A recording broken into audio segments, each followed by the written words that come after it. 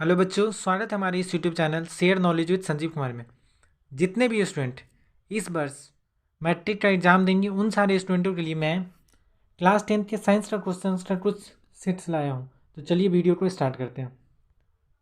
तो ये रहा पहला क्वेश्चन आपके स्क्रीन पे। पहला क्वेश्चन है, गोलीय दर्पण के परावर्तक सतह या परावर्तक पृष्ठ की वृत्ताकार सीमा रेखा का व्यास कहलाता है। The diameter of a circular outline of the reflection surface of spherical mirror is called। पहला ऑप्शन है मुख्य फोकस, वक्रता त्रिज्या, प्रधान अक्ष, और डी ऑप्शन है गोलीय दर्पण का द्वारक। तो इसका जो राइट आंसर हो जाएगा वो ऑप्शन नंबर डी हो जाएगा, गोलीय दर्पण का द्वारक। आप लोग ये दर्पण वाले चैप्टर में पढ़े भी होंगे। बढ़ते अगले क्वेश्चन की ओर। अगला क्वेश्चन है, निम्नलिखित में से कौन उत्तल दर्पण की फोकस दूरी है जिसकी वक्रता त्रिज्या 32 सेंटीमीटर है। तो हम लोग जानते हैं फोकस दूरी बराबर क्या होता है, एफ बराबर r/2। तो यहाँ वक्रता त्रिज्या दिया है 32 सेंटीमीटर, उसका अगर हाफ कर दिया जाए तो वो हो जाएंगे 16 सेंटीमीटर। और यहाँ वक्रता त्रिज्या भी पॉजिटिव है तो फोकस दूरी भी क्या होगी, पॉजिटिव। तो इसका जो राइट आंसर हो जाएगा ऑप्शन नंबर सी हो जाएगा, 16 सेंटीमीटर। बढ़ते अगले क्वेश्चन की ओर। अगला क्वेश्चन है, यदि किसी बिंब का प्रतिबिंब का आवर्धन क्षमता ऋणात्मक है तो प्रतिबिंब की प्रकृति क्या होगी। क्वेश्चन है, यदि किसी बिंब का प्रतिबिंब का आवर्धन ऋणात्मक है तो उसकी प्रतिबिंब की प्रकृति क्या होगी। वास्तविक एवं उल्टा होगी, वास्तविक एवं सीधा होगी, आभासी एवं सीधा होगा, और आभासी एवं उल्टा होगा। तो इसका जो राइट आंसर हो जाएगा वो ऑप्शन नंबर ए हो जाएंगे। जब भी प्रकृति प्रतिबिंब की प्रकृति उल्टा हो तो वो हमेशा उल्टा क्या बनाती है, उल्टा का प्रतिबिंब बन रहा है तो वो हमेशा वास्तविक होंगी, इसलिए राइट आंसर हो जाएगा ऑप्शन नंबर ए। बढ़ते अगले क्वेश्चन की ओर। अगला क्वेश्चन है, नेत्र में प्रवेश करने वाली प्रकाश की किरणें, नेत्र में प्रवेश करने वाली प्रकाश की किरणें को अधिकांश अपवर्तन होता है। नेत्र में प्रवेश करने वाली प्रकाश की किरणों का अधिकांश अपवर्तन होता है नेत्रोद अंतर पृष्ठ पर, अभिनेत्र के अंतर पृष्ठ पे, कार्निया के बाहरी पृष्ठ पे, और इनमें से कोई नहीं। तो इसका जो राइट आंसर हो जाएगा ऑप्शन नंबर सी हो जाएगा, कार्निया के बाहरी पृष्ठ पे। बढ़ते अगले क्वेश्चन की ओर। अगला क्वेश्चन है क्वेश्चन नंबर 5। जब सूर्य का प्रकाश वायुमंडल से गुजरता है तो वायु के सूक्ष्म कण किस रंग के प्रकाश को अधिक प्रबलता से प्रकीर्णन करते हैं। जब सूर्य के प्रकाश वायुमंडल से गुजरते हैं तो वायु के सूक्ष्म कण किस रंग के प्रकाश को अधिक प्रबलता से प्रकीर्णन करते हैं, लाल, नारंगी, हरा और नीला। तो इसका जो राइट आंसर हो जाएगा ऑप्शन नंबर डी हो जाएंगे, नीला कलर। बढ़ते अगले क्वेश्चन की ओर। भारत में उत्पादित प्रत्यावर्ती विद्युत धारा की आवृत्ति होती है। In India the frequency of produce alternating current is. तो इसका जो राइट आंसर हो जाएगा ऑप्शन नंबर ए, 15 हर्ट्ज। बढ़ते अगले क्वेश्चन की ओर। अगला क्वेश्चन है, किसी वोल्ट मीटर के स्केल पर, किसी वोल्ट मीटर के स्केल पर 0 वोल्ट से लेकर 8 वोल्ट वो भी से और 8 वोल्ट के बीच 20 विभाजन चिन्ह है। 0 वोल्ट से और 8 वोल्ट के बीच 20 विभाजन चिन्ह है। तो उस वोल्ट मीटर का अल्प मापांक यानी लिस्ट काउंट होंगे 0.5 वोल्ट, 0.05 वोल्ट, 0.005 वोल्ट और 0.0005 वोल्ट। तो इसका जो राइट आंसर हो जाएगा ऑप्शन नंबर बी हो जाएंगे, 0.05 वोल्ट। न्यूमेरिकल आप लोग इसको सॉल्व कर लीजिए। बढ़ते अगले क्वेश्चन की ओर। अगला क्वेश्चन है, 1 माइक्रो एम्पियर विद्युत धारा निम्नलिखित में से कौन सी है। तो हम लोग जानते हैं 1 माइक्रो एम्पियर बराबर होता है 10⁻⁻6 एम्पियर। तो इसलिए इसका जो राइट आंसर हो जाएगा ऑप्शन नंबर सी हो जाएगा, 10⁻⁻6 एम्पियर। बढ़ते अगले क्वेश्चन की ओर। अगला क्वेश्चन है, किसी क्षण चुंबक के अंदर चुंबकीय क्षेत्र रेखाओं की दिशा क्या होती है। What is the direction of magnetic field lines inside a bar magnet. तो इसका जो राइट आंसर हो जाएगा वो ऑप्शन नंबर बी हो जाएंगे, from south pole to north pole, यानी साउथ पोल यानी दक्षिणी ध्रुव से उत्तर ध्रुव की ओर। तो राइट आंसर हो जाएगा इसका ऑप्शन नंबर बी, दक्षिणी ध्रुव से उत्तरी ध्रुव तक। बढ़ते अगले क्वेश्चन की ओर। अगला क्वेश्चन है, घरेलू विद्युत परिपथ में उदासीन तार का रंग होता है।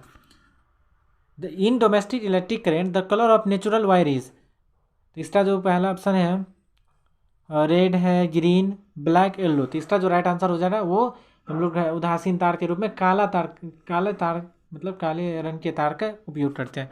बढ़ते अगले क्वेश्चन की ओर।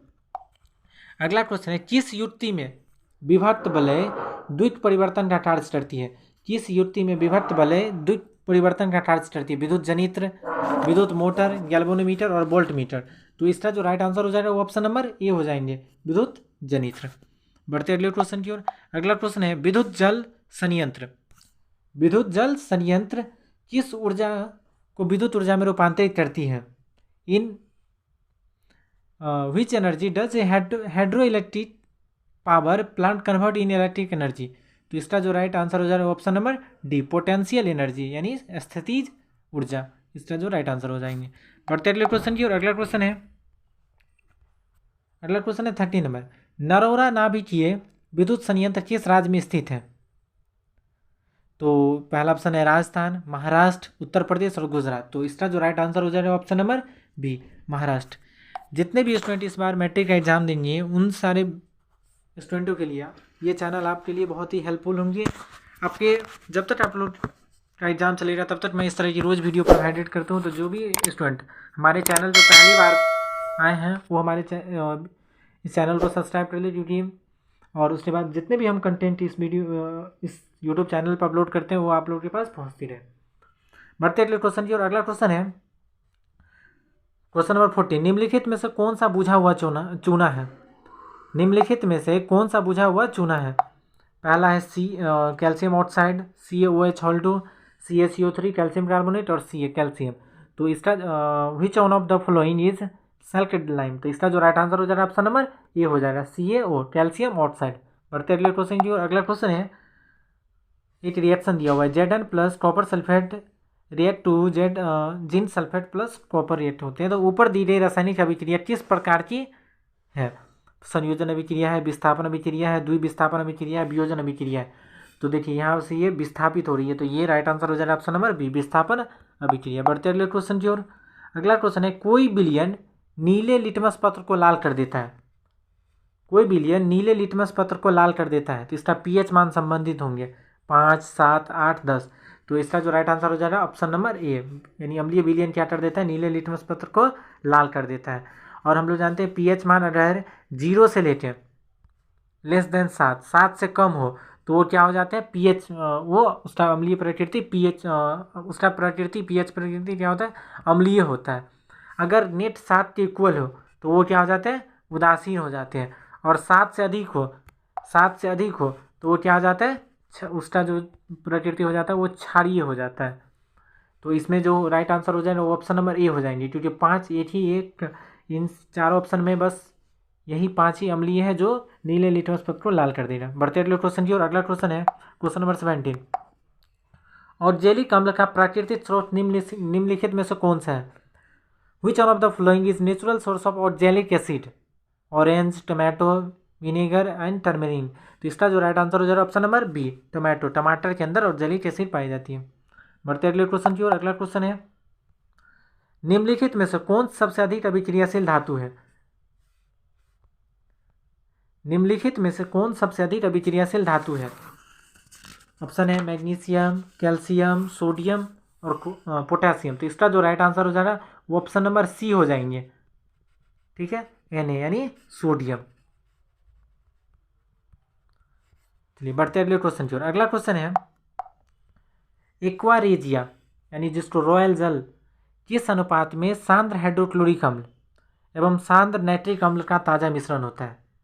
3:2, 2:3, 3:1, 1:3। तो इसका जो राइट आंसर हो जाएगा ऑप्शन नंबर सी, 3:1 के ये दोनों मिश्रण मिले होते हैं। बढ़ते अगले क्वेश्चन की ओर। अगला क्वेश्चन है सिंगल बॉन्ड COOH यानी ये जो फंक्शनल ग्रुप है ये निम्नलिखित में से किसका है? कीटोन, कार्बोक्सिलिक एसिड, एल्कोहल और एल्डिहाइड। तो इसका जो राइट आंसर हो जाएगा ऑप्शन नंबर डी हो जाएगा। इसको हम as a single bond CHO भी लिखते हैं। एल्डिहाइड का ये फंक्शनल ग्रुप होते हैं। एल्कोहल का होता है सिंगल बॉन्ड OH, ठीक है। बढ़ते अगले क्वेश्चन की ओर। अगला क्वेश्चन है प्रोपेन का आणविक सूत्र C3H8 इनमें से है।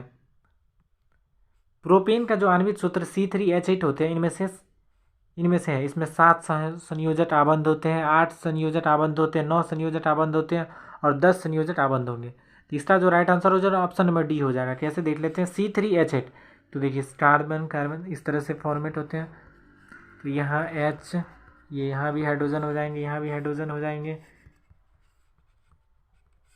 यहाँ भी हाइड्रोजन हो जाएंगे, यहाँ भी देखिए 4 बॉन्ड ये बना रहे, 4 बॉन्ड ये बना रहे, यहाँ पर 1 बॉन्ड और 1 बॉन्ड यहाँ पर, टोटल यहाँ पर 10 कोवैलेंट बॉन्ड है। तो इसलिए इसका जो राइट आंसर हो जाएगा वो ऑप्शन नंबर डी हो जाएंगे।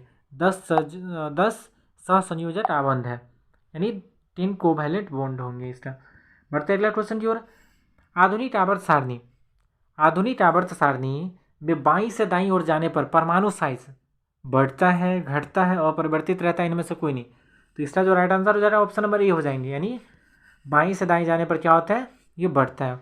और आधुनिक आप लोग जितने भी स्टूडेंट वीडियो देख रहे हैं वो आधुनिक आवर्त सारणी का खोज यानी आधुनिक आवर्त सारणी का निर्माण किसने किया, कौन से वैज्ञानिक ने किया, उसका आंसर आप लोग कमेंट बॉक्स में बताएं।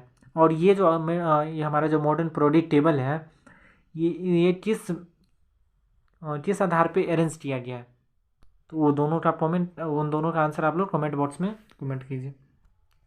बढ़ते अगले क्वेश्चन की और अगला क्वेश्चन है आधुनिक आवर्त सारणी में कितने ऊर्ध्वाधर स्तंभ है।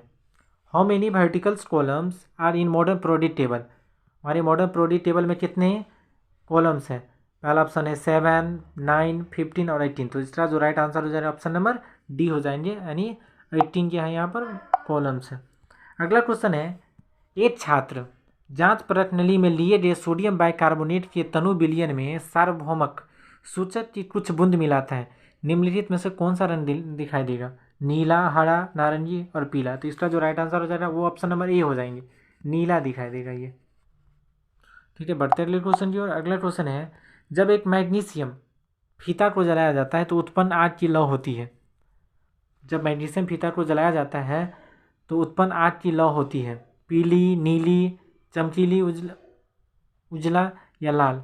तो इसका जो राइट आंसर हो जाएगा वो ऑप्शन नंबर सी हो जाएंगे, चमकीला, उजला। बढ़ते अगले क्वेश्चन की ओर।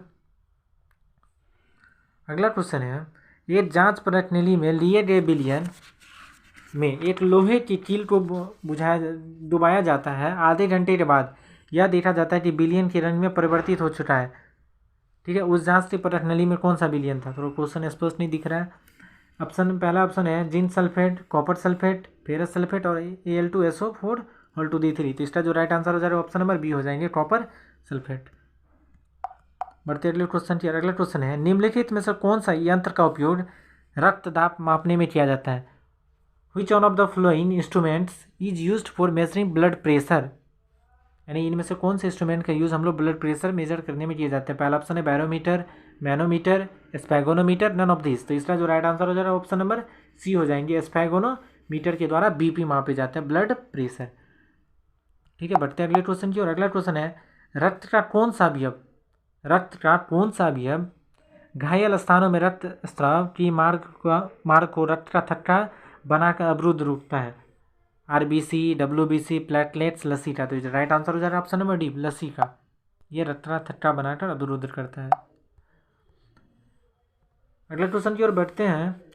अगला क्वेश्चन है अबूट ग्रंथि को थायरोक्सिन हार्मोन बनाने के लिए क्या आवश्यक है।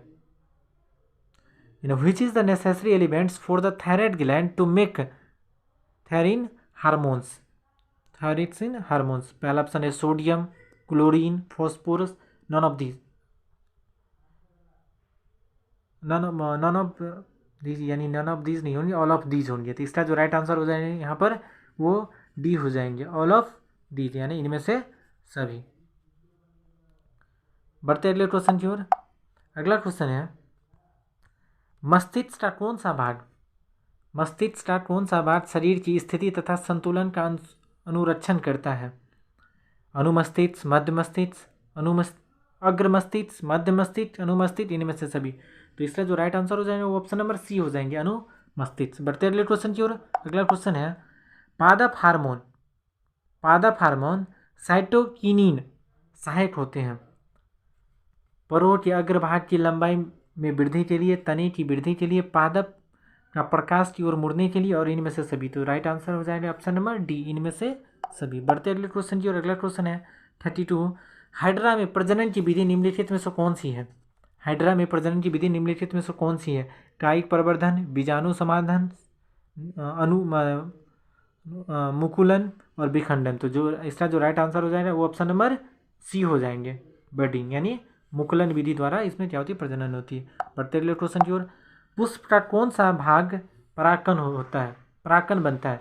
पुष्प का कौन सा भाग परागकण बनता है? बाह्य दल में, पंखुड़ी में, पुंकेसर में, स्त्री केसर में। तो राइट आंसर हो जाएगा ऑप्शन नंबर सी, पुंकेसर में। बढ़ते अगले क्वेश्चन की ओर।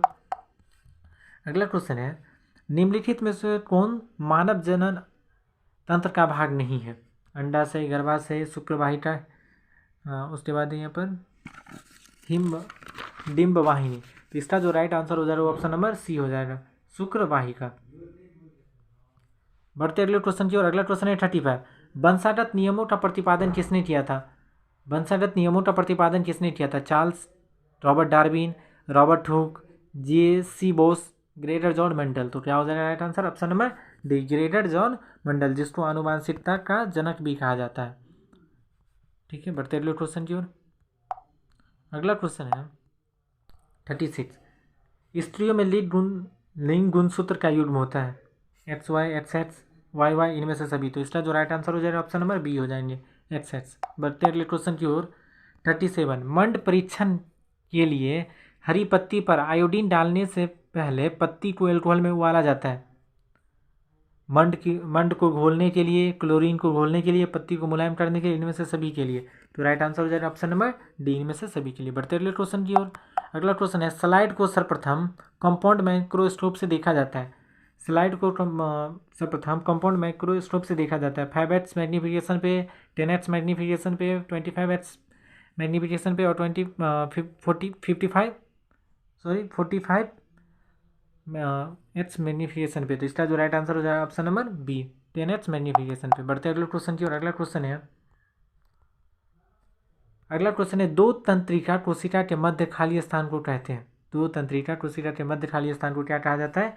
तो सिनेप्स कहा जाता है। ऑप्शन नंबर राइट आंसर हो जाएगा ऑप्शन नंबर बी। अगला क्वेश्चन है, निम्नलिखित में से कौन सा आहार श्रृंखला का निर्माण करता है? Which of the flowing constitute A food chain. तो इसका जो राइट आंसर हो जाएगा वो ऑप्शन नंबर बी हो जाएंगे, घास बकरी खाती है और बकरी को मानव खाती है। तो ये हो जाएगा right answer option number b. तो कैसी लगी वीडियो? और अच्छी लगी हो तो वीडियो को लाइक करिए, अपने दोस्तों के पास शेयर करिए और साथ में हमारे चैनल को सब्सक्राइब करिए, क्योंकि जब तक आप लोग की ये एग्ज़ाम चलती रहेगी तब तक हम इस चैनल के माध्यम से आप लोग के पास कंटेंट को पहुंचाते रहेंगे। Thanks for watching. Thank you.